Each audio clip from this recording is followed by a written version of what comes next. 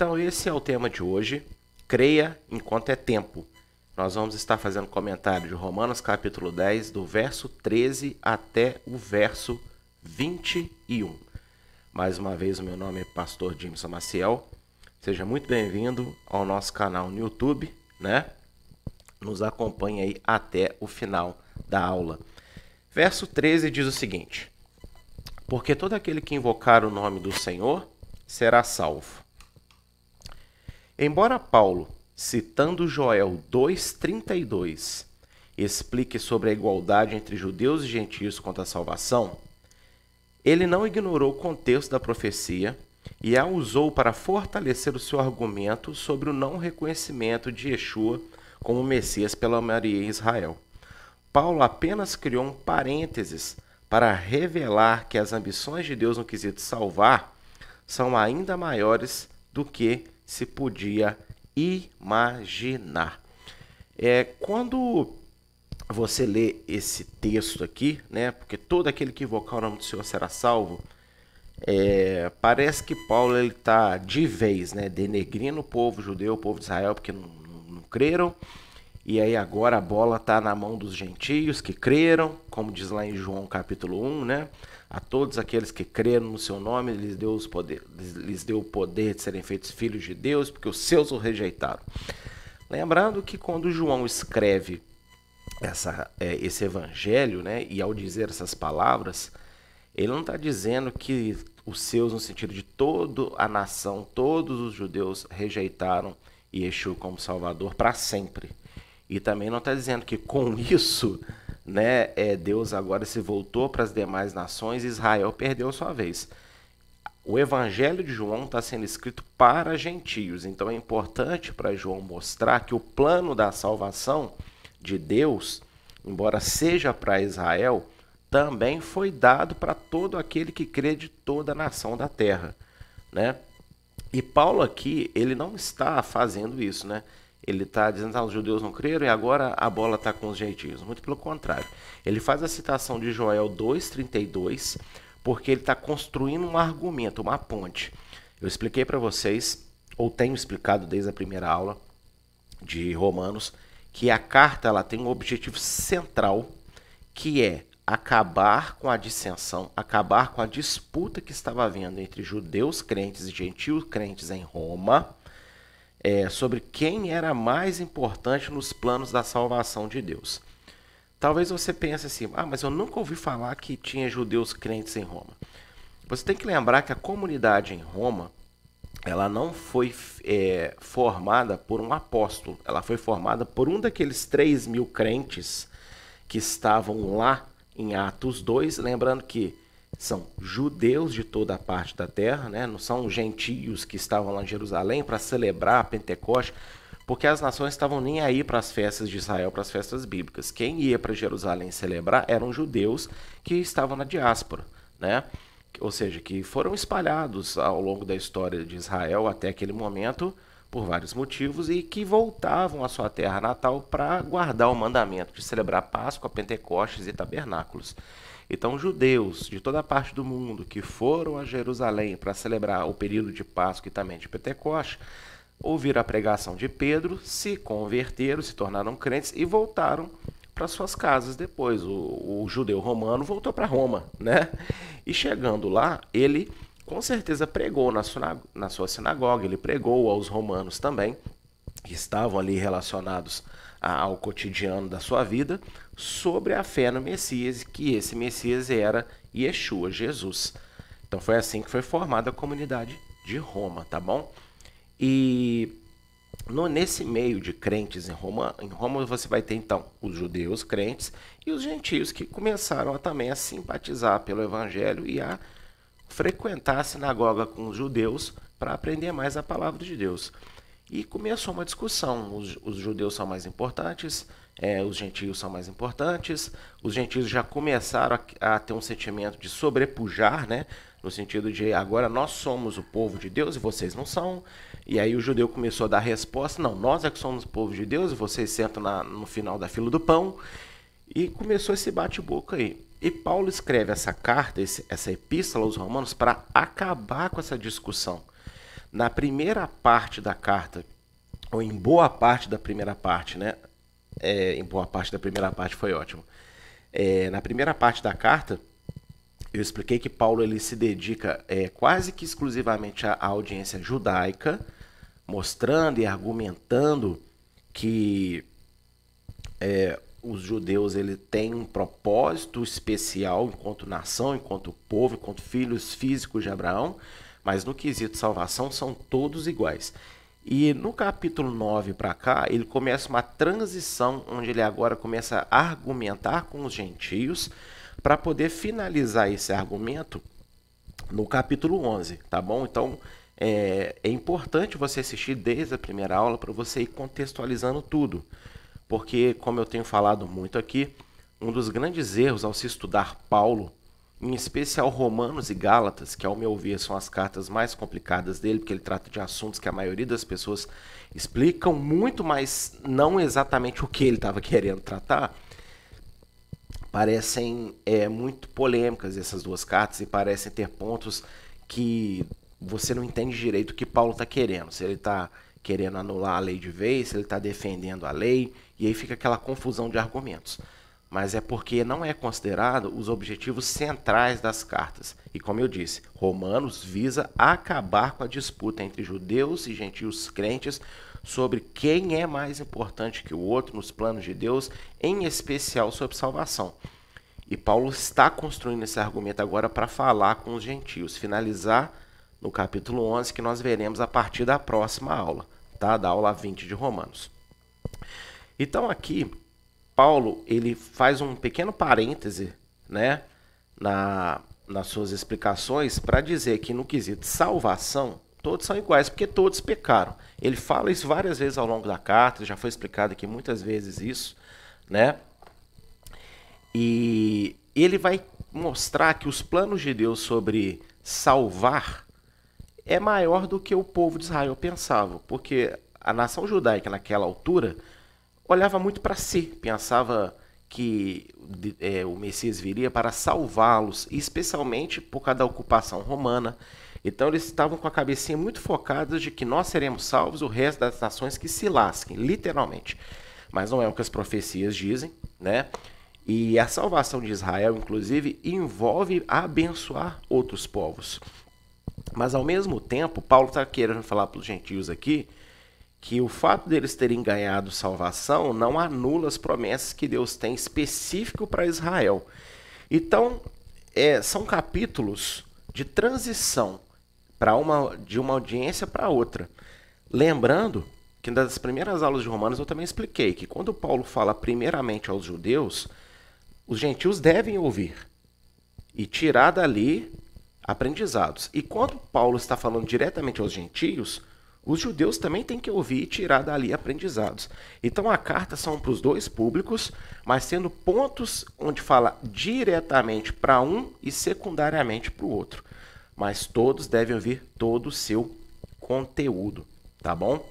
Então Paulo, ele não está usando Joel 2,32 de forma descontextualizada. Por que eu estou dizendo isso? Porque você lê o versículo isolado, porque todo aquele que invocar o nome do Senhor será salvo. Primeiro você tem que entender que Paulo não está fazendo uma colocação própria, ele está citando uma profecia, né? E ele não pode ignorar o sentido original, tá bom? Da profecia, e que nós vamos ver agora. Olha o que diz lá em Joel 2,32. E há de ser que todo aquele que invocar o nome de Adonai será salvo. Porque no Monte Sião e também em Jerusalém haverá livramento, assim como disse Adonai, entre os sobreviventes, os que Adonai chamar. Então você percebe que Joel 2,32 se refere primeiramente a Sião, a Jerusalém. Em que sentido? Ao povo de Israel. Eu sempre gosto de frisar que nas profecias, Sião, Jerusalém, a terra de Canaã, são tipificações do povo. Gente, Deus escolheu um pedaço de terra porque ele tem propósitos naquele pedaço de terra, mas por causa do povo, não é só por causa do pedaço de terra em si. Muitos cristãos gostam de ir em Israel fazer turismo, de falar que foi onde Jesus viveu, pisou e aquela coisa toda. Mas a maioria desses lugares são lugares apenas comerciais, não se tem, na maioria deles, completa certeza se aquele relato ao qual eles comercializam ali, aqui Jesus fez a primeira multiplicação, se de fato foi ali naquele lugar. Isso é mais comercial do que tudo. Só que eu vejo muito cristão que fala assim, eu tenho uma paixão por Israel, mas paixão de ir lá na terra, de visitar, de comprar artigos e voltar falando que viajou para lá. Você tem que amar o povo que deveria habitar na terra. E é exatamente o povo que está lá hoje, tá bom? Não tem essa bobeira de Israel político, Israel da Bíblia, não. É tudo um povo só, é o mesmo povo. Então você tem que amar o povo, porque as profecias, quando falam, porque falar a respeito de Sião, falar a respeito de Jerusalém, se fala dizendo alusão ao povo que habita na terra, ou que deveria estar habitando na terra, porque a terra foi dada aos descendentes de Abraão, Isaque e Jacó. Então aqui todo aquele que clamar o nome do Senhor, ou que invocar o nome do Senhor será salvo. Em primeiro lugar, Senhor aí não é o Senhor Yeshua, é Adonai, porque no original está escrito o nome de Deus, né? E o de rei vai vir rei.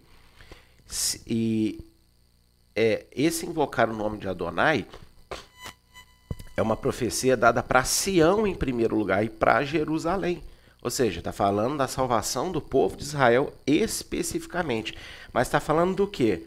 Dos sobreviventes, do remanescente.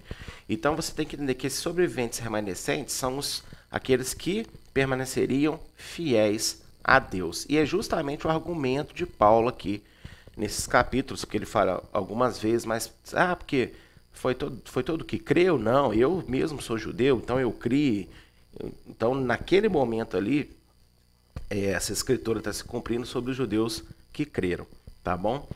Então, veja que Paulo não pode estar jogando de lado o seu próprio povo, nem denegrindo o seu próprio povo.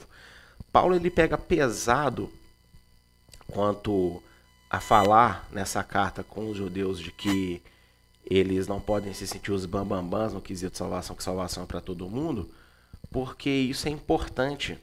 É necessário ferir o orgulho judaico, não de ser judeu, mas de achar que o mero fato de ser judeu garante benefícios para com Deus. Porque é justamente isso que impede eles de verem que Yeshua é o Messias. Porque só o fato de eu ter sangue de Abraão, eu estou garantido. Não, João Batista já tinha falado isso. Não pense só porque são filhos de Abraão que está tudo resolvido. Vocês têm que fazer as obras de Abraão. E Yeshua fala isso no Evangelho de João também. E esse é o principal argumento de Paulo. E Paulo conhece o seu próprio povo, Paulo conhece o orgulho do seu próprio povo.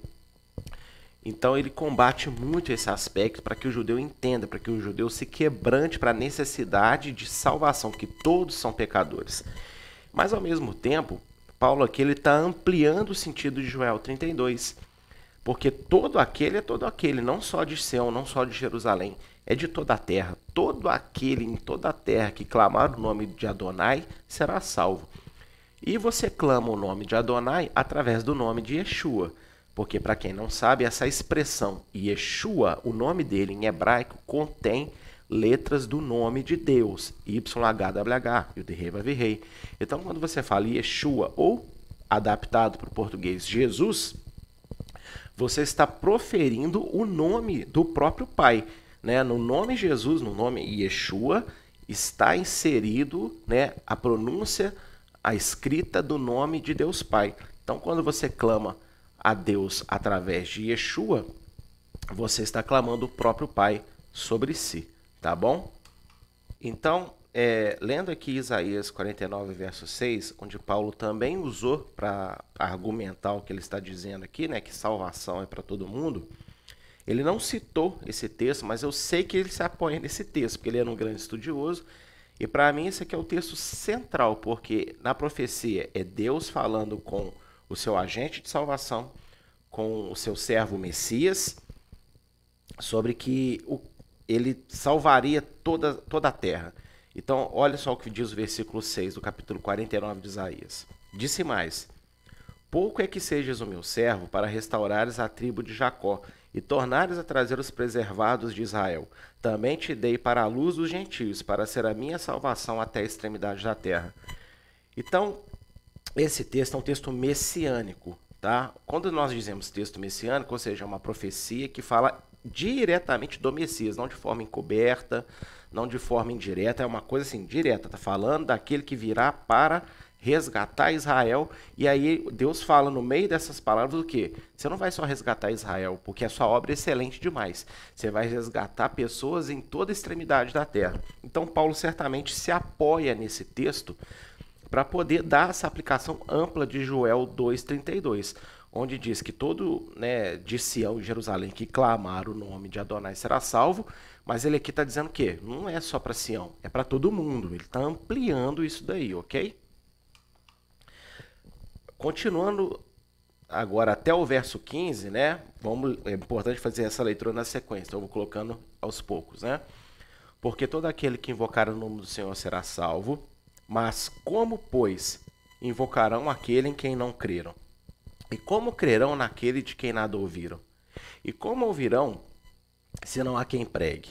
E como pregarão se não forem enviados? Como, pois, está escrito: quão formosos os pés dos que anunciam o evangelho de paz, dos que trazem alegres novas de boas coisas, né? Ou trazem boas novas de alegres coisas, dependendo da tradução. Este texto é aplicado, e não está errado, para incentivar a evangelização dos que ainda não ouviram o evangelho. Contudo, Paulo estava contra-argumentando possíveis investidas dos judeus em Roma ao lerem a sua carta. Então, se alguém dissesse: ninguém nos pregou com clareza a respeito de Yeshua, ele mesmo não se declarou Messias abertamente, e está lá em João 10:24. Então, como podemos ser culpados por não aceitá-lo?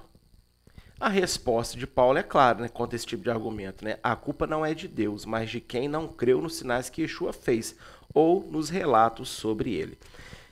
Gente, não está errado usar Romanos 10, de 13 a 15, para incentivar a evangelização de qualquer pessoa no mundo que não ouviu o evangelho. Muito pelo contrário, essa aplicação é muito correta. Só que não é o que Paulo está dizendo originalmente. Então, assim como ele pegou Joel 2,32 para dar um sentido mais amplo, podemos dar esse sentido mais amplo de Romanos 10, 13 a 15 para falar para a igreja: olha, evangelize os perdidos, evangelize aqueles que ainda não se converteram. Tudo bem com isso. Só que você tem que entender o porquê que ele falou essas palavras em primeiro plano, no seu sentido original, né? E aqui ele está argumentando contra possíveis investidas dos judeus em Roma ao ouvirem sua carta. E isso é uma técnica judaica extremamente usada ao longo das escrituras no pensamento judaico. É muito usado no Talmud. Os escritores, às vezes, antecipam possíveis perguntas, um inimigo fictício, vamos dizer assim, para respondê-lo. Pessoal, eu vou falar isso, ele vai pensar aquilo, então já vou escrever isso aqui de uma vez, para já não ficar dúvida. Isso é uma técnica muito usada, inclusive, no Talmud. Os rabinos fazem por demais esse tipo de coisa. E Paulo, um típico judeu, também faz isso. Então, como eu disse para vocês que Joel 2,32 está se referindo à salvação de Israel, né, e que isso pode ter o sentido de salvação de todos os povos, Paulo, ele ao mesmo tempo está usando Joel 2,32 para falar da salvação de Israel. E aí, veja bem, alguns judeus poderiam falar tipo isso, falar: mas peraí, nós não fomos ensinados abertamente que Yeshua é o Messias, ninguém pregou isso para nós aberto, e eu não estou falando ninguém dos apóstolos, porque os apóstolos pregavam isso abertamente, estou falando nos dias que Yeshua estava aqui como homem. Ele mesmo lá em João 10:24, né, ele não disse isso abertamente. Os judeus poderiam usar isso como argumento. Inclusive, até hoje, esses argumentos são usados pelos judeus antimissionários, né? Veja bem em João 10:24, o que está relatado para nós. Rodearam-no, pois, os judeus e disseram-lhe: até quando terás a nossa alma em suspense? Se tu és o Messias, dize-nos abertamente.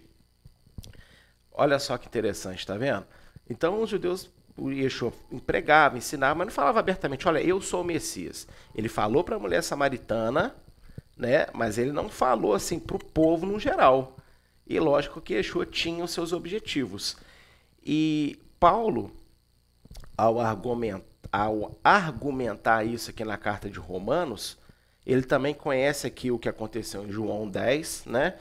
E a resposta de Paulo é tipo assim, olha, Yeshua pode até não ter falado abertamente que ele era o Messias.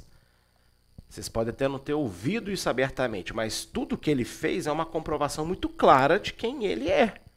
E vocês não acreditaram nos sinais que ele fez. Inclusive, nós temos esse episódio também no Evangelho de João, quando Lázaro é ressuscitado, e você vê que a liderança farisaica e alguns sacerdotes, eles começam a inventar que aquilo ali tudo foi armação, o cego de nascença, né? Os pais vão lá, os pais ficam abismados, que eles nem sabiam que o filho deles tinha sido curado ainda, eles ficam assim maravilhados, mas em vez de eles se renderem ao milagre que foi feito, eles começam a dizer que aquilo tudo é uma armação, que aquele cara nunca foi cego, nada, e começam a indagar os pais, né, que eles, sabe? Então, é isso o argumento aqui de Paulo em Romanos 10, né, quando ele fala essas palavras. E no verso 25 do João 10, o Yeshua responde assim, já vou-lo tenho dito, e não o credes. As obras que eu faço em nome de meu Pai, essas testificam de mim. Ou seja, a pregação aberta de que Yeshua é o Messias estão nas obras do Senhor. As obras que o Senhor fazia são a comprovação clara de que ele é o Messias.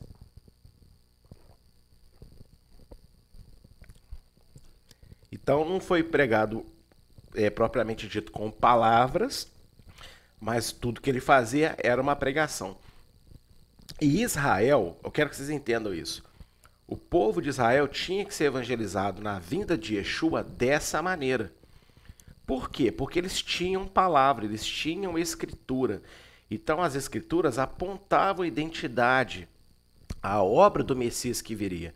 Então aquela geração de Yeshua era a geração que mais estudou a palavra em toda a história de Israel, você pode ter certeza disso.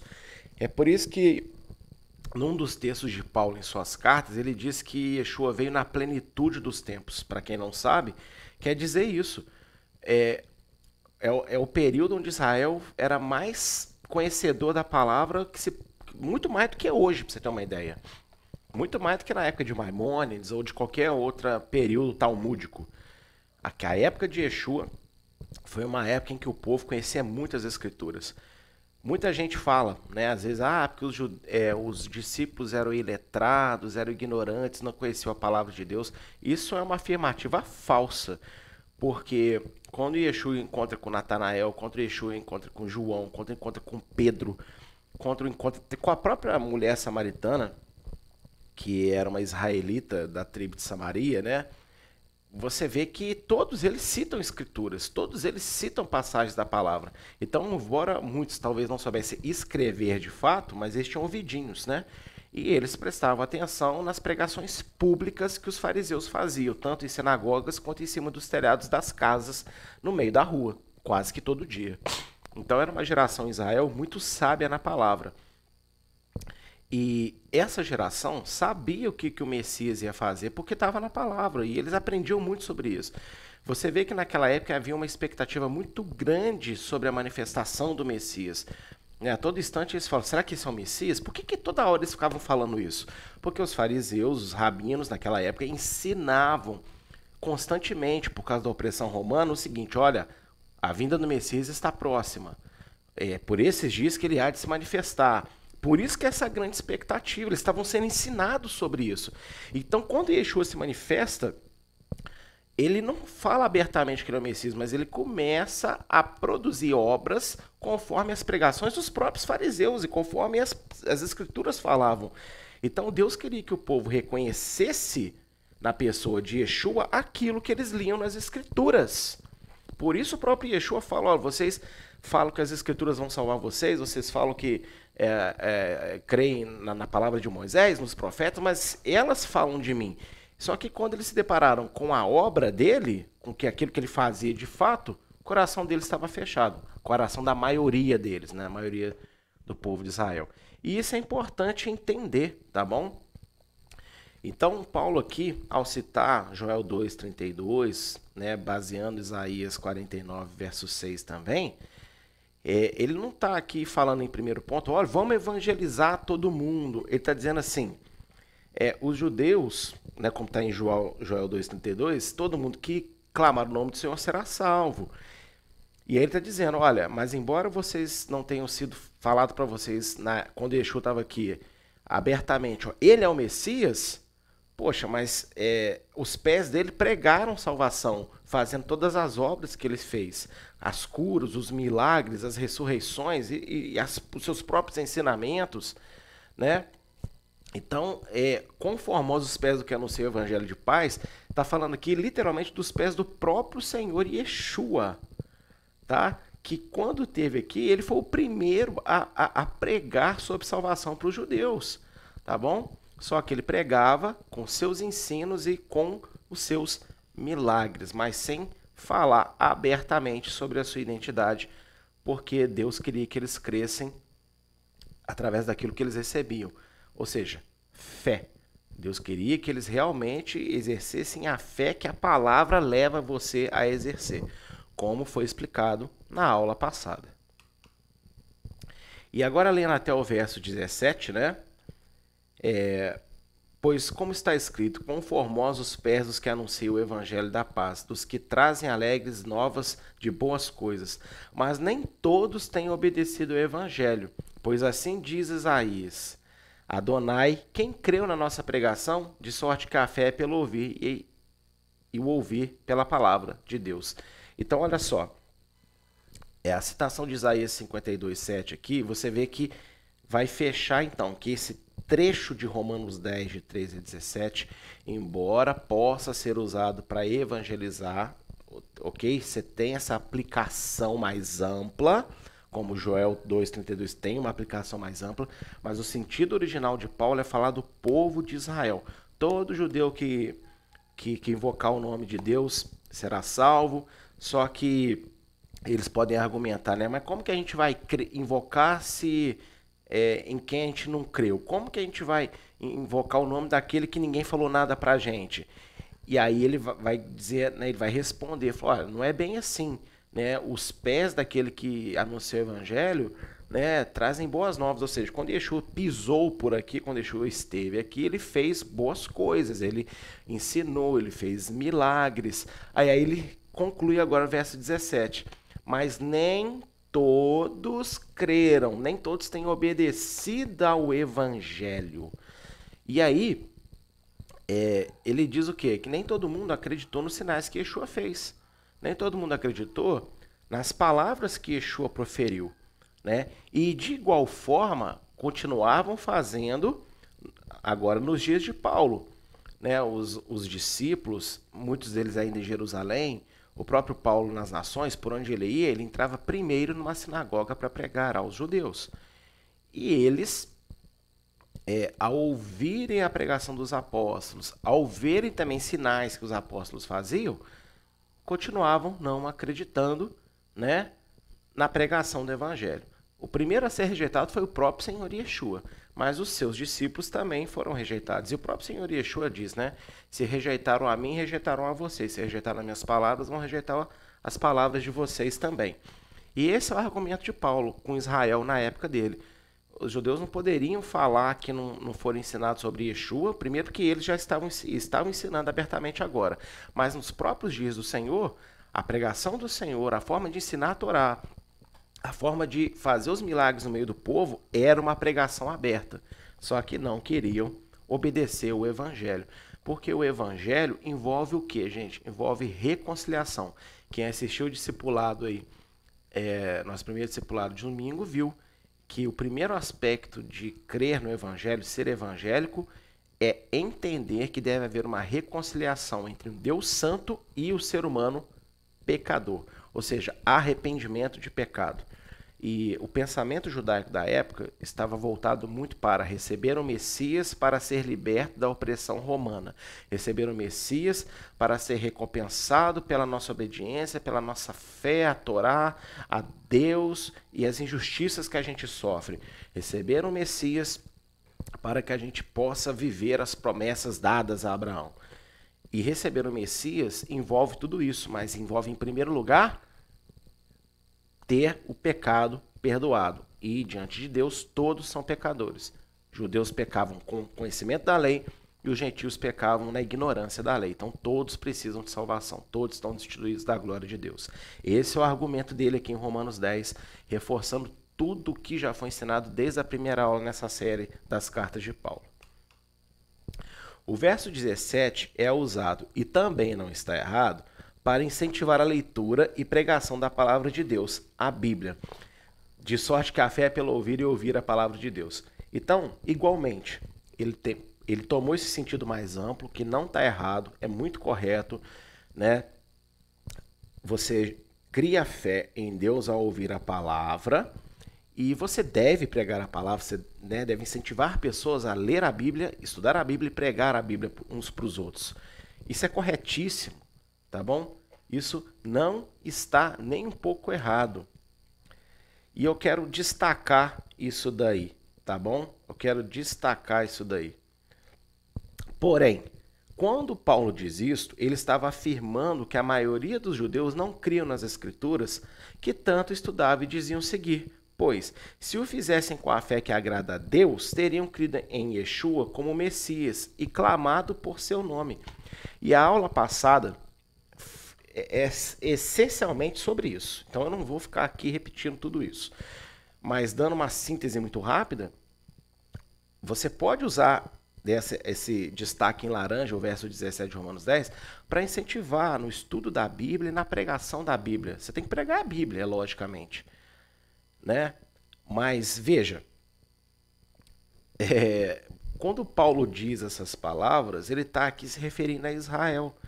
Ele está querendo dizer literalmente o seguinte: olha, a minha geração, a nossa geração, e quando ele diz minha geração, é das pessoas que vivem nos dias de Yeshua, né? Nós não acreditávamos tanto na palavra quanto nós pensávamos. Por quê, gente? Lá em João 5:39, João 5:39, olha o que vai dizer. Yeshua dizendo: examinais as Escrituras, porque vós cuidaste ter nelas a vida eterna, e são elas que de mim testificam. E Lucas 16 também vai ter esse tipo de argumento, você deve estudar em casa, deixei a referência, mas não vou ler. É muito interessante que Paulo está dizendo o seguinte, né? Quem creu no Evangelho? Quase ninguém, né? Mas você tem que ter fé ao ouvir a palavra de Deus. E ele está dizendo que os judeus, a maioria dos judeus naquela época, estudavam muito a palavra, estudavam muitas escrituras, mas sem a fé que agrada a Deus. E eu expliquei na semana passada que fé é essa, tá? É a lei de Deus, os mandamentos de Deus, tem uma fé dentro dela para você descobrir, para você viver por essa fé. E se você vive por essa fé, você vai reconhecer que Yeshua é o Messias. E Paulo está fechando o argumento aqui, dizendo que a maior parte de Israel não cria na palavra tanto quanto eu estudava. E eu conheço muita gente que estuda a palavra assim, de forma exímia, né? Que estuda a Bíblia e sabe a Bíblia Sagrada melhor do que muito crente por aí. Só que apesar de estudar, de até às vezes usar certas citações da Bíblia, não crê no que a Bíblia diz. Então, existe muita gente assim, já leu muito, entende muito no sentido de ter conhecimento carnal da palavra, mas não crê na essência da palavra. E é o argumento de Paulo aqui, tá bom? Então ele está dizendo, olha, a fé vem pelo ouvir, e os judeus têm ouvido a palavra de Deus já há muito tempo, mas eles não creem no evangelho, eles não estão acreditando no que é evangelho, né? Isaías 52, verso 7. Ser reconciliado com Deus pelos pecados, né? Ouvir o anúncio de coisas boas. E aí, o que são as coisas boas? É aquilo que eu expliquei sobre Yeshua ter feito muitos milagres, né? Então ele está dizendo aqui que os pés de Yeshua são formosos porque pregaram nessa terra sobre o evangelho, pregou anunciando boas coisas, pregou anunciando restauração para com Deus, os judeus deveriam ter reconhecido ele e deveriam reconhecê-lo agora com a pregação dos apóstolos, inclusive, mas o coração deles ainda estava fechadinho sobre isso. Então esse aqui é o argumento. Então você pode falar sobre estudar mais a Bíblia, né? Você pode falar sobre invocar o nome do Senhor, todo será salvo, mas eu estou mostrando para vocês que originalmente esse trecho aqui não tem a ver com isso. Originalmente tem a ver com reforçar o porquê a dureza do coração da maior parte de Israel naquela época, né? E ampliar um pouco mais o conhecimento de vocês. É por isso que eu estou ensinando isso aqui. Então, Paulo está argumentando por que Israel está duro de coração, por que Israel tem dificuldade de aceitar. Né? Na aula passada nós falamos muito sobre isso, porque, primeiro, não extraiu da palavra a fé que Deus colocou lá dentro da palavra, da Torá de Moisés. Hoje nós estamos aprendendo que toda a escritura fala de Yeshua, evangeliza, ou seja, fala de uma reconciliação com Deus, porque a palavra de Deus, na sua grande essência, não são promessas, são exortações. Se tem 3.000 promessas na Bíblia, né? Você pode ter certeza que deve ter 15.000 exortações. Então a Bíblia é um livro essencialmente exortativo, ok? E os judeus, segundo motivo pelo qual os judeus da época, a maior parte dos judeus não criam em Yeshua, é porque eles, apesar de estudarem muitas escrituras, né, não criam no que essencialmente ela diz. E olha, é possível um crente ter a Bíblia, se dizer crente, mas não acreditar no que a Bíblia diz. Ou o que seria então, quando nós deparamos algum tipo de ensino que diz algo parecido com: tá na Bíblia, mas acabou. Tá na Bíblia, é palavra de Deus, é mandamento, é santo, mas Jesus anulou. Então é basicamente isso. É o que a igreja, inclusive, faz com uma maestria muito grande. Muito se fala mal dos judeus, né? Mas é a mesma coisa que, assim como os judeus não entendiam a parte do arrependimento, de que eram pecadores como qualquer outro ser humano da face da terra, e por isso tinham um coração endurecido para as mudanças que precisavam ter para agradar a Deus. Hoje a igreja também estuda a palavra, tem a Bíblia, tem sei lá quantos, 1 bilhão de pregação, mas muitas vezes essas pregações são dedicadas a anular mais da metade da própria Bíblia, que não é necessário mais, só é válido para a vida cristã se tiver repetido no Novo Testamento, não é assim que vocês são ensinados?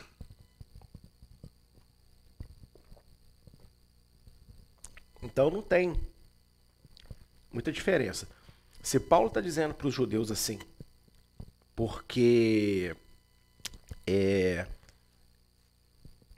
as escrituras testificam da salvação, hoje talvez a gente teria que dizer para a igreja o seguinte: porque vocês rejeitam a obediência, mas a própria palavra testifica da obediência. Não é verdade?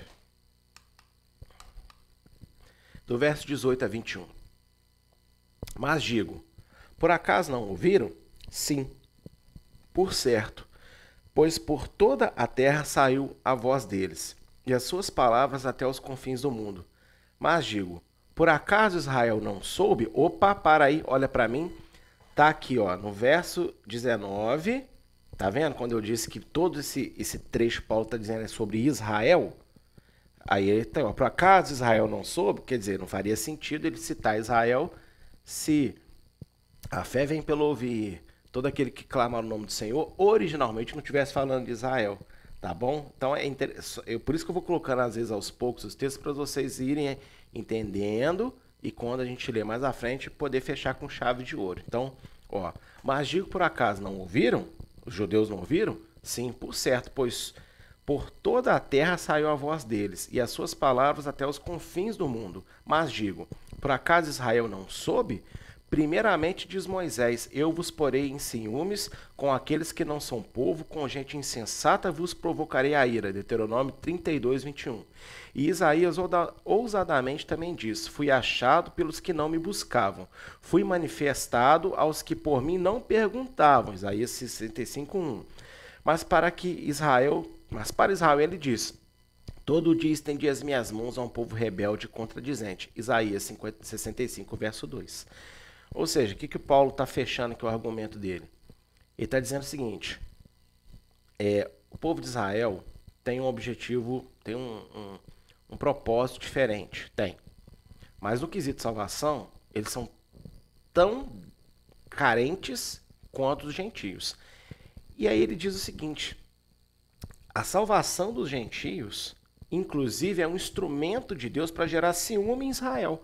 Porque como o coração deles estava duro para o evangelho, para o arrependimento, eles queriam o Messias pelos seus próprios motivos, mas não estavam entendendo que a necessidade do Messias vinha primeiro para perdoar pecados, para pegar um povo que tinha a palavra, que era o povo de Deus, mas vivia de forma completamente afastada de Deus, que era Israel, vinha para salvar. Então Deus fez o quê? Começou a dar evangelho para quem não buscava, para quem não perguntava, né? Que são os gentios. E aí a conversão dos gentios ao Deus de Israel colocaria nos judeus o quê? Ciúme. No sentido de, peraí, eles agora estão servindo ao nosso Deus, guardando a nossa palavra, vivendo os nossos mandamentos, e a gente está ficando para trás. O que está acontecendo? Né? Por quê? Porque enquanto as nações, a existência de Deus era uma novidade, a Israel não era novidade. E a Israel já era uma chamada de atenção. Tipo assim, todo dia eu estendo a minha mão para um povo rebelde e contradizente. E a rejeição de Yeshua era mais uma manifestação dessa rebeldia, tá? Por boa parte do povo. Mas não quer dizer que Deus rejeitou eles devido a isso. Tá bom? Então, o que é a salvação das nações? É uma resposta de Deus a mais uma rebeldia de Israel. Qual foi a última rebeldia de Israel? A não aceitação do Messias. Então, qual que é a resposta de Deus? Vou converter o mundo, então, né? A promessa de vocês eu vou entregar agora para outros. Não no sentido de vocês perderam, mas no sentido de eu vou dar para outros o que é de vocês, para ver se vocês despertam, que tem outros recebendo. Peraí, por que eu não estou? Agora tem um pequeno detalhe que eu quero abrir aí. Quando Moisés profetiza em Deuteronômio 32, 21 que Deus vai despertar Israel com ciúme, esse ciúme só vai ser despertado quando a igreja praticar aquilo que é do povo de Israel. Então, pequeno parênteses rápido, enquanto a igreja ficar aí celebrando Natal, com guirlanda na porta, com árvore, com as suas bolinhas coloridas, coelhinho da Páscoa e não a Páscoa bíblica judaica, com os elementos, né, de Êxodo, enquanto a igreja exercer a sua fé em Yeshua, mas cheio de elementos helenísticos e todo o restante que adquiriu ao longo da história, e não com aquilo que Deus deu a Israel na palavra, Israel não vai sentir ciúme nenhum. Isso a igreja precisa entender. E aí se levantam muitos irmãos em Cristo, muitos homens de fé, de oração, de determinadas denominações, em especial das igrejas históricas, às vezes para criticar uma igreja, né, como a Eliahu, ou uma sinagoga como o Ensino de Sião, como Netiv em Israel e tantas outras, que vivem a fé em Yeshua, com o poder de Deus, com a palavra de Deus, com tudo aquilo como a igreja porém trazendo os elementos bíblicos judaicos. Então, aí se levanta, porque vocês estão judaizando, que vocês estão fazendo isso, vocês estão fazendo aquilo. Judaização não tem nada a ver com isso. Lá na carta de Gálatas, nós vamos tratar isso mais a fundo, que inclusive é a nossa próxima carta após acabar Romanos. E aí nós vamos entender com muito afinco o que é judaizar alguém. Agora, uma igreja que guarda a fé, a essência da fé, né, mas trazendo os elementos bíblicos judaicos de volta para o seu cotidiano, de volta para o seu culto, para a sua liturgia, é uma igreja que realmente vai se tornar instrumento de Deuteronômio 32, 21, gerando ciúmes em Israel, porque Israel vai ter ciúmes daquilo que é deles.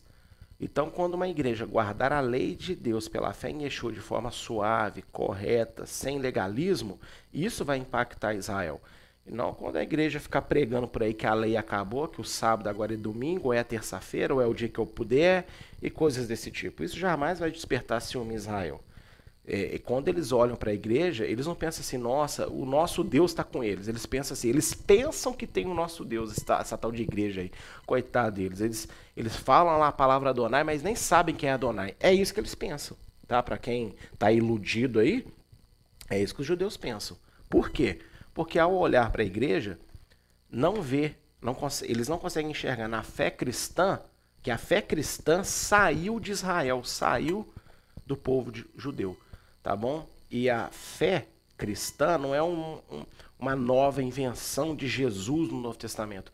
A fé cristã, seguidor de Cristo, seguidor do Messias, é uma fé que ela se origina de Jerusalém, do Monte Sião. Isaías 2. Porque nos últimos dias, né, todas as nações concorrerão, né, ao monte de Adonai, que estará acima de qualquer outro monte, acima de qualquer outra autoridade. E as nações, né, falarão com os judeus, né, isso que diz Isaías 2, né, servimos a Adonai, nos ensine a sua lei, porque de Sião sairá a lei e a palavra de Deus de Jerusalém. Então, a fé cristã, ela é uma extensão de Israel, da fé judaica, não o judaísmo, mas a fé bíblica dada para os judeus. É uma extensão, não é uma nova entidade completamente oposta, diferente e opositora. Nós somos opositores ao legalismo judaico, como Yeshua era opositor a isso também, como os apóstolos eram opositores a isso também, né? Ao legalismo judaico. Assim como nós somos opositores ao legalismo cristão também, a tudo aquilo que parece ser bíblico, mas é mandamento de homem em vez de ser bíblico. E a igreja evangélica está cheia disso por aí, a igreja protestante, tá bom? Quando se dizem a escritura pela escritura, né, a palavra pela palavra, os bereanos, esse pessoal que fala isso aí não tem noção do que é bereano, quem eram os bereanos, né, e o que eles buscavam.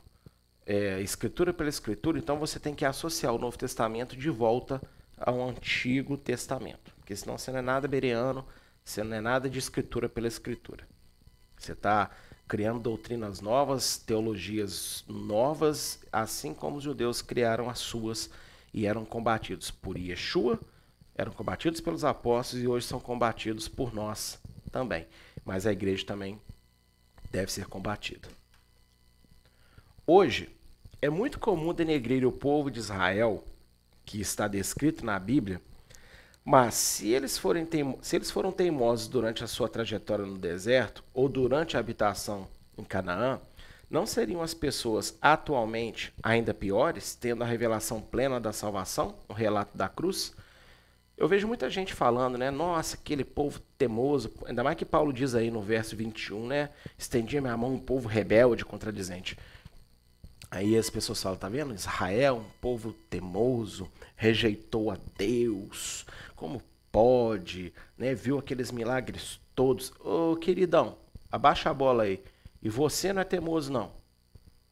Eu não sou teimoso. A nossa geração não é muito pior.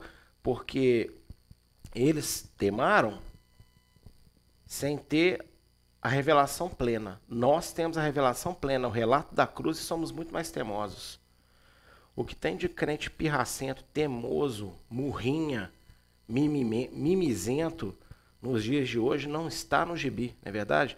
Ou, né, como para quem não sabe que é gibi, é da geração mais nova, né, não está nos aplicativos, né?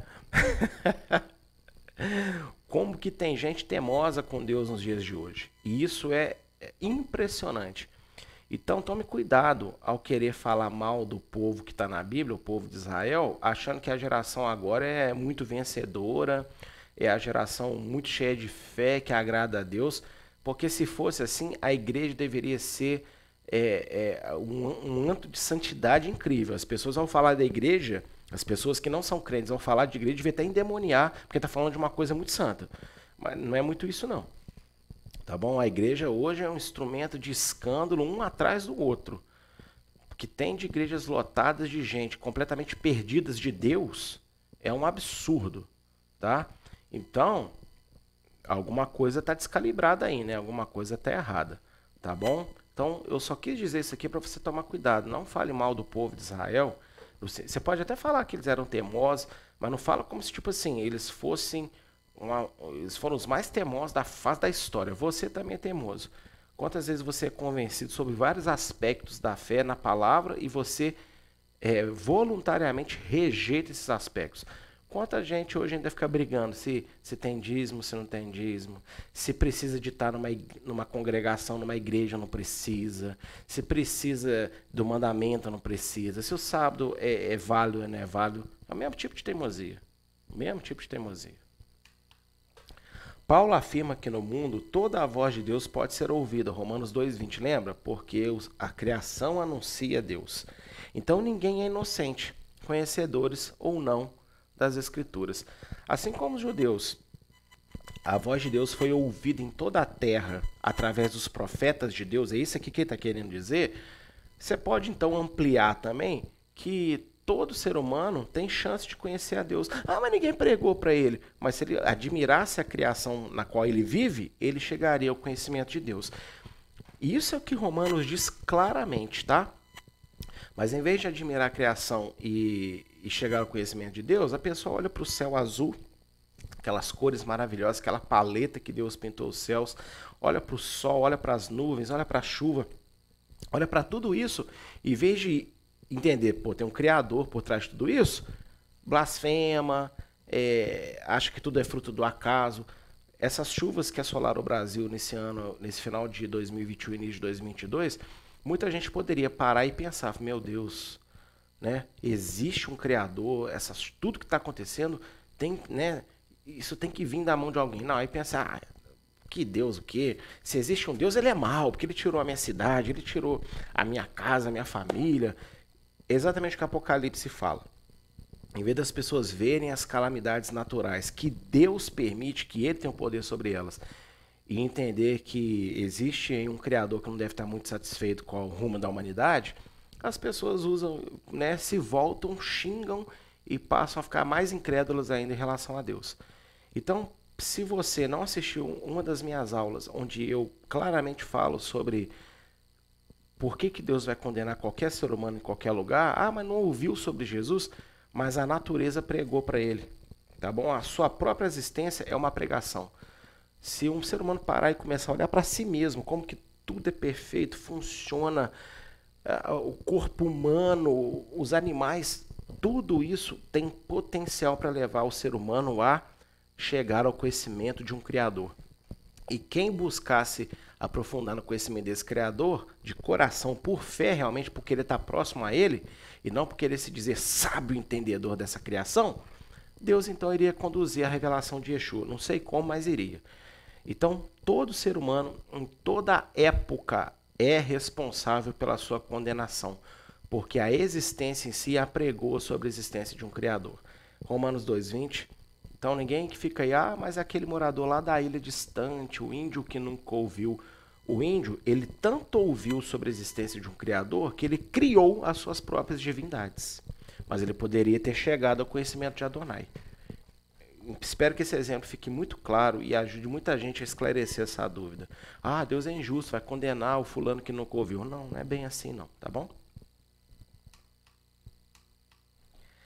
Dessarte, Paulo, ao explicar a natureza da maior parte da nação judaica, a dureza da maior parte da nação judaica, quanto a aceitar Yeshua como Messias, não denegriu seu próprio povo, mas solidificou um argumento que ensinaria aos gentios de que, mesmo com tanta rebeldia dos judeus no decorrer da história, os planos de Deus não mudaram em relação a eles.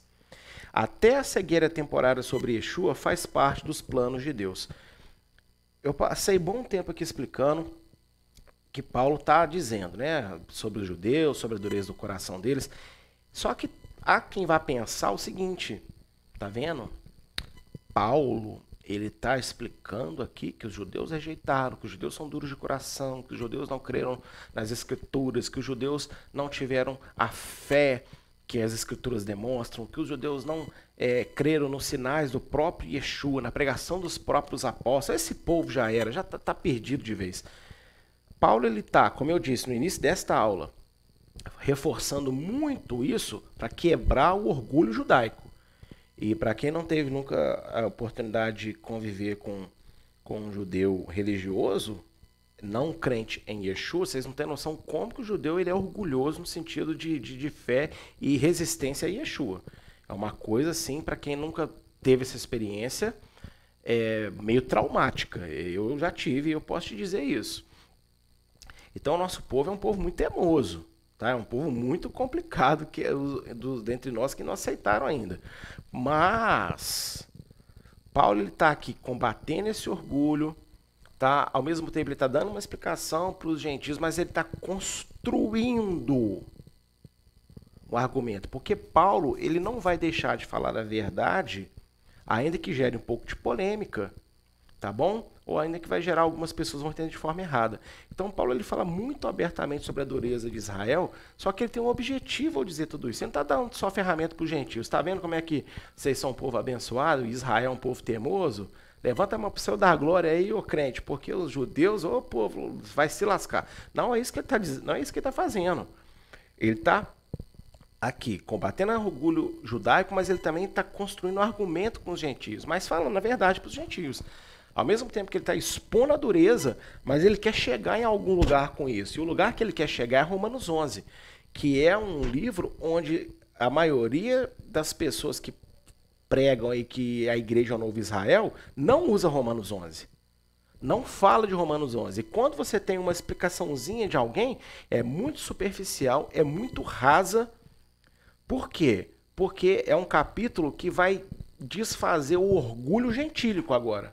Se Paulo está desconstruindo o orgulho judaico desde o primeiro capítulo 1 de Romanos, no capítulo 11, ele desconstrói o orgulho gentílico, com o orgulho das nações de sobrepujar o povo judeu. Mas eu quero ler dois textos que eu constantemente leio. Eu acho que deveriam ser lidos, inclusive, até mais vezes do que eu leio, porque o ser humano se esquece rápido. Então, para você que ainda tem alguma dúvida sobre o que Deus pensa sobre os judeus, Jeremias 32, de 21 a 42, e eu vou ler. E tiraste o teu povo Israel da terra do Egito, com sinais e com maravilhas, e com mão forte, com braço estendido e com grande espanto.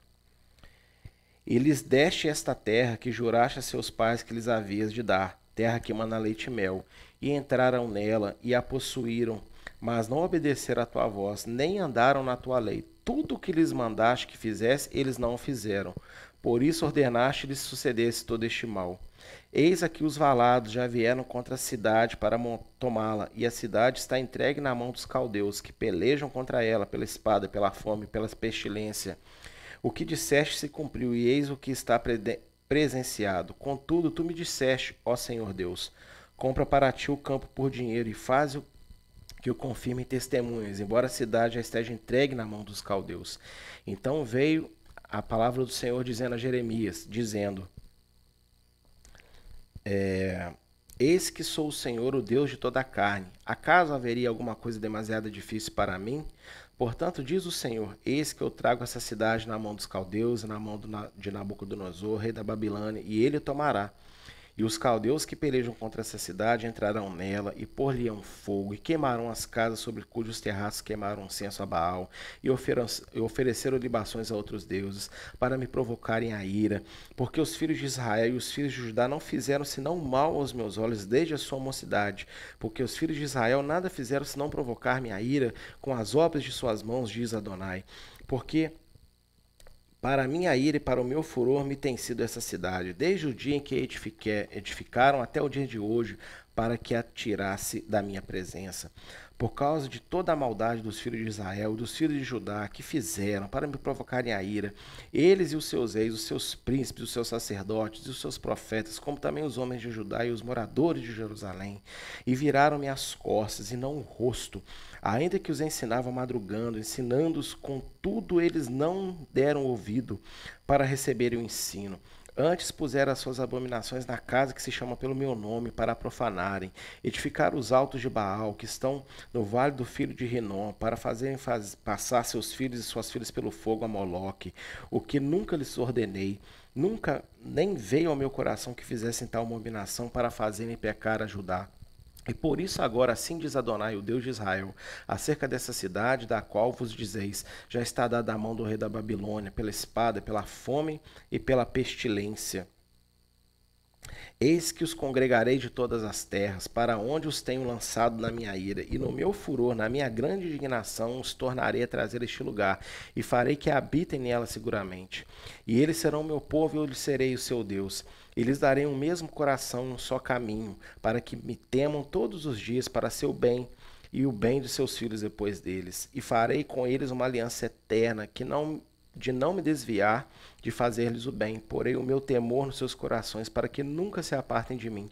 Alegrar-me-ei deles, fazendo-lhes bem. Plantá-los nesta terra firmemente, com todo o meu coração e com toda a minha alma. Porque assim diz Adonai, como eu trouxe sobre este povo todo este grande mal, assim eu trarei sobre ele todo o bem que lhes tenho declarado. Originalmente, essas palavras de Jeremias fala do domínio babilônico, né, na sua época, sobre Israel. Só que tem trechos aqui dessa palavra que está dizendo de pegar os judeus de toda a terra, levar, dar para eles segurança eterna em Canaã. E nós sabemos que essa segurança eterna não foi cumprida ainda, porque de 70 depois de Cristo a 1948, Israel perdeu sua terra. Então Deus foi mentiroso? Não. É porque existem elementos nessa profecia que valiam primeiramente para a situação da Babilônia, mas o final dela é o final dos tempos, onde todo Israel será salvo. Então aqui você vai ter um texto muito longo, onde Deus está criticando Israel, que desde o momento que Deus formou esse povo, desde que saiu do Egito, desde que chegou em Canaã, o povo só faz desobedecer. E é o que Paulo diz aí em Romanos, né? Fui manifesto, né? Estendi as minhas mãos para um povo rebelde e contradizente. Só que tem um detalhe.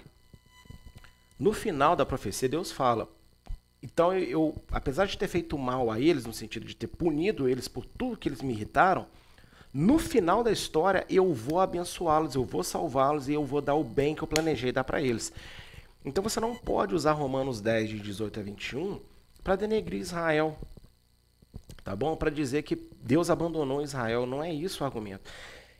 E isso é importante, isso é importante justamente porque nós vamos entrar em Romanos 11, onde Paulo agora vai falar, vai exortar os gentios sobre a importância de Israel e sobre os planos eternos de salvação, de bênção que Deus tem com Israel. Tudo que Israel sofreu e sofre até o dia de hoje, única e exclusivamente, é por culpa dos pecados que a nação cometeu contra Deus. Mas mesmo apesar das punições que Deus sujeitou a Israel por causa desses pecados, ainda existirá e existe remissão. E o próprio Yeshua é o caminho. Lembra que eu li aqui em Jeremias? Lhes darei um só caminho. Que caminho é esse?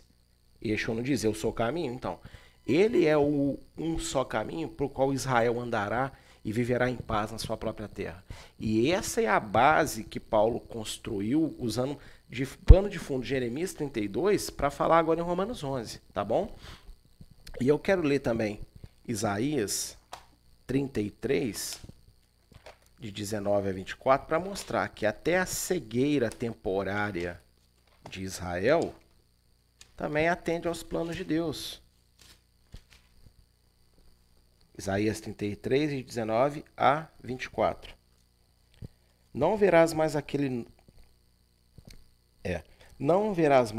povo atrevido, povo de fala obscura, que não se pode compreender e de língua tão estranha que não se pode entender. Olha para Sião, a cidade das nossas solenidades. Os teus olhos verão a Jerusalém, habitação quieta, tenda que não será removida, cujas estacas nunca serão arrancadas e das cordas nunca nenhuma se quebrará. Mas ali o glorioso Adonai será para nós um lugar de rios e correntes largas. Barco nenhum de remo passará por ele, nem navio grande navegará por ele. Mesmo contexto. Isaías está profetizando juízo contra Israel, mas aí ele vai dizer o quê? Que apesar de tudo isso, as cordas da tenda não serão arrancadas. A tenda de quem, gente? A tenda de Davi, que os apóstolos perguntam lá em Atos capítulo 1 e 2 para Jesus, né? Falou assim, agora que você vai levantar o tabernáculo caído de Davi, né? A honra de Israel, o povo de Israel. Então, assim, apesar de tudo que Israel sofreu, ainda vai sofrer, tudo isso é plano de Deus porque o povo é rebelde contra Deus. Mas vai chegar uma época em que essa rebeldia vai ser curada.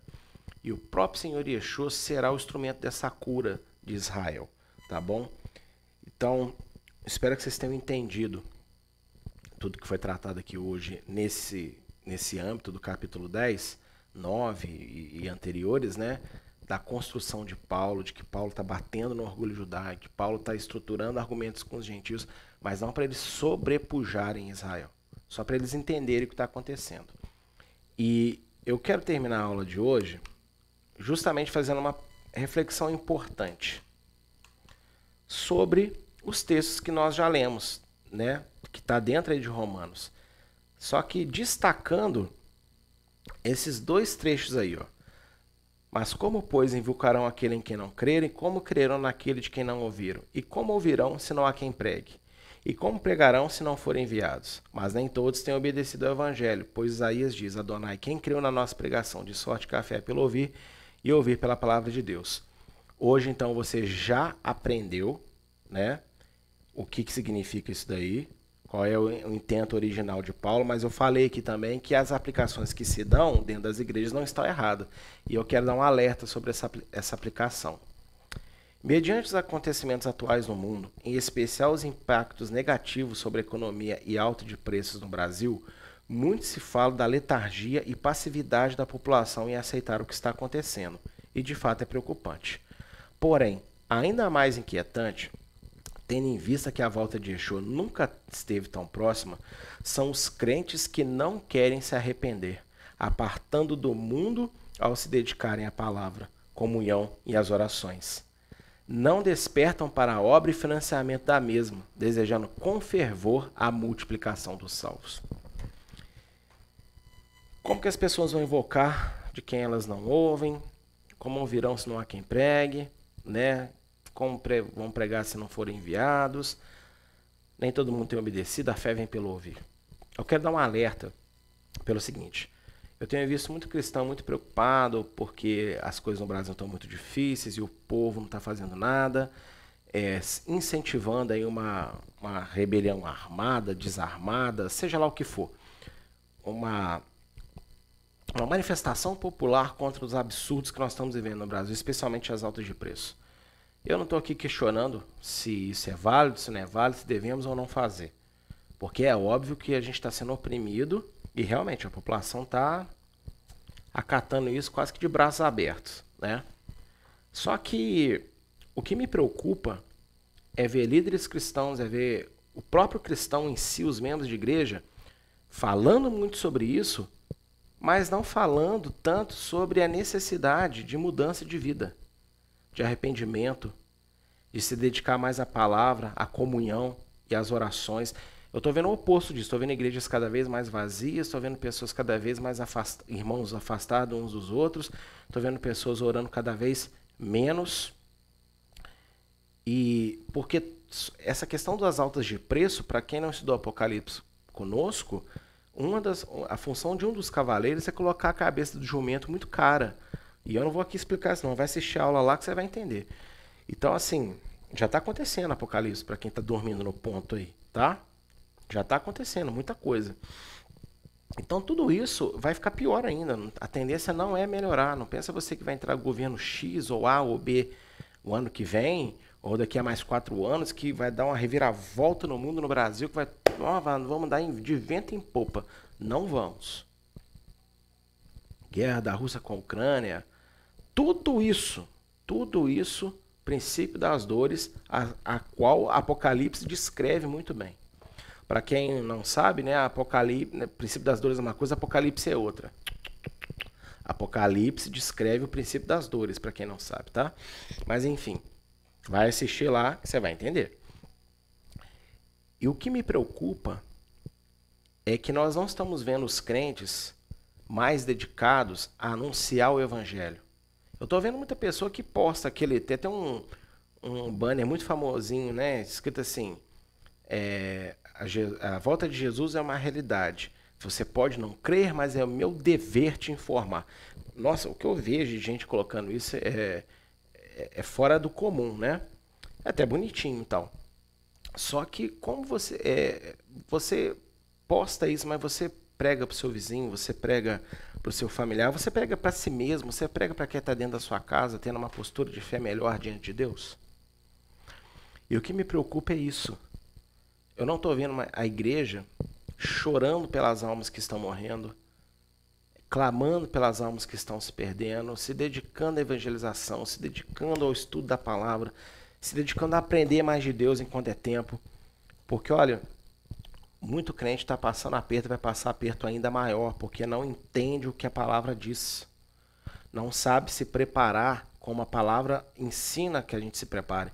Tem muita gente vivendo nessa ilusão de que daqui a alguns minutos Yeshua vai voltar e nos levar para morar no céu com ele por alguns anos, enquanto, né, tudo, o pau quebra aqui embaixo. Isso é que me preocupa. As pessoas não estão despertando para a obra, não querem fazer nada dentro da igreja, quer continuar sendo só aquele que limpa o banco, não quer financiar a obra. As pessoas não são dizimistas, não são ofertantes, sabe? E querem que tudo aconteça, quer que a igreja esteja lá para elas, mas elas não querem contribuir para a existência da própria igreja, não querem financiar. Eu não estou vendo a igreja assim, sabe, desejar mais do que nunca que pessoas sejam salvas. E, como eu disse durante a aula aqui hoje, essa aplicação é cabível dentro das palavras de Paulo, embora não tenha sido isso que ele falou originalmente. Eu quero deixar esse alerta aqui para vocês. Se não está na hora de nós voltarmos os nossos olhos para a salvação das almas, ansiando a salvação das almas mais do que qualquer outra coisa. Você conhece gente que precisa de culto no lar, você não oferece. Você conhece gente que precisa de ir na igreja e você não chama para ir. Você conhece gente que precisava de uma oração, mas em vez de você dar uma oração, você manda dancinha engraçada do TikTok para rir. Desculpa, não tô nem aí não. Tô falando mesmo.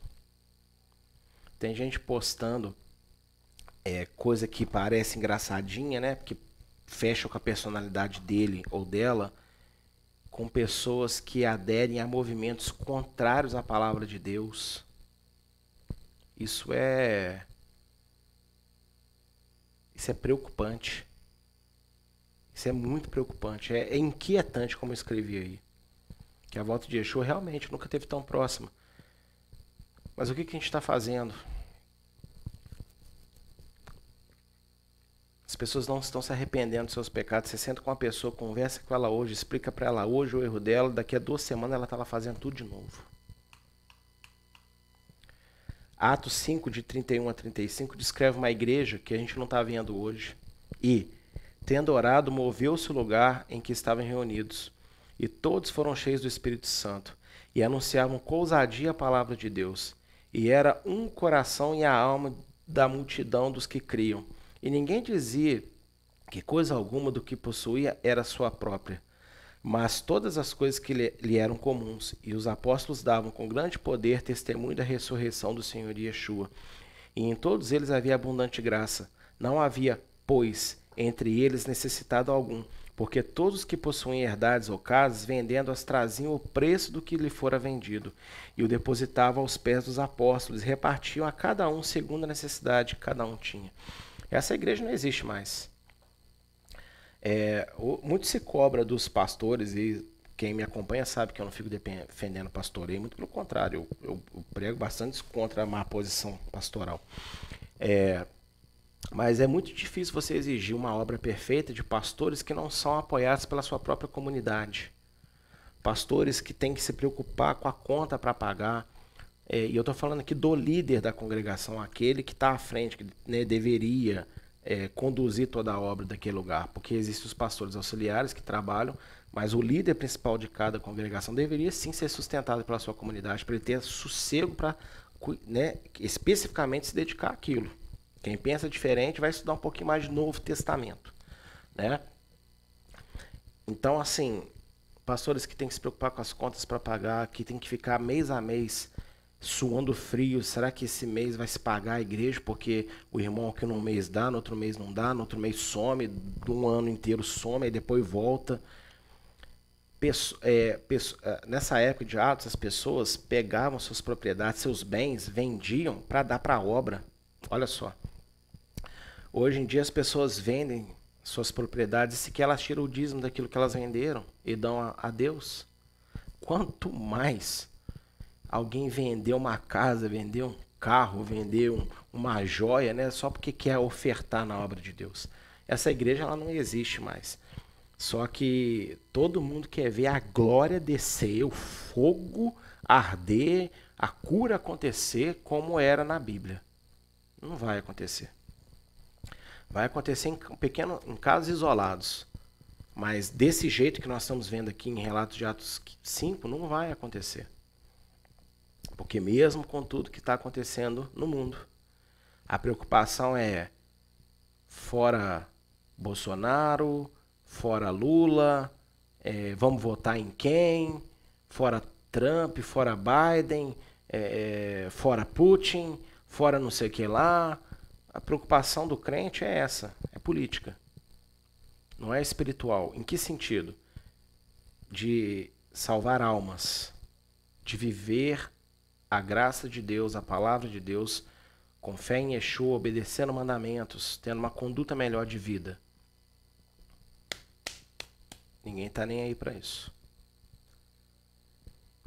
Então, fica esse alerta. Creia enquanto é tempo, porque, como Paulo disse, né, nem todos têm obedecido ao Evangelho. E eu estou usando agora as palavras de Paulo para aplicar à nossa geração. Nem todos nós temos obedecido ao Evangelho como deveríamos.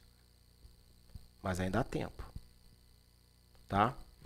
A carta que Romanos tem o objetivo desse ensino, aprender a palavra como ela é, mas isso tem que produzir em nós alguma coisa, não é só adquirir conhecimento.